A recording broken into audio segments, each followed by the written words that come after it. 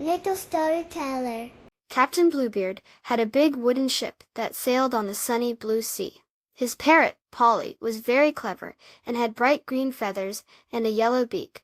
Polly loved to listen to the sailors tell stories. Soon, Polly knew more stories than anyone on the ship. One day, Captain Bluebeard said, "Polly, you know so many tales. Would you be our ship's official storyteller?" Polly puffed out her green chest feathers and squawked happily, "Yes, yes." Every evening, as the sun turned the sky orange and pink, Polly would perch on a wooden barrel. The sailors, big and strong with friendly smiles, would sit around her.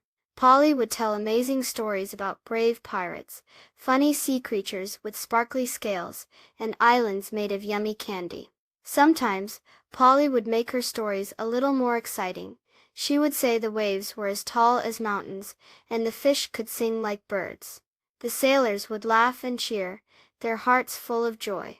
Captain Bluebeard, with his long brown beard and a twinkle in his eye, loved Polly's stories the best. One day, a little baby turtle, with a shiny green shell, got lost near the ship. The sailors were worried, but Polly remembered a story about a clever parrot who helped a lost turtle find its way home.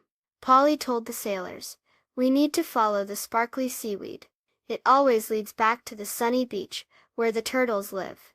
The sailors followed Polly's advice, looking at the seaweed that shimmered in the water like tiny jewels.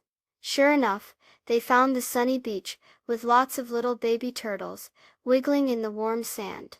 The lost turtle happily rejoined its family.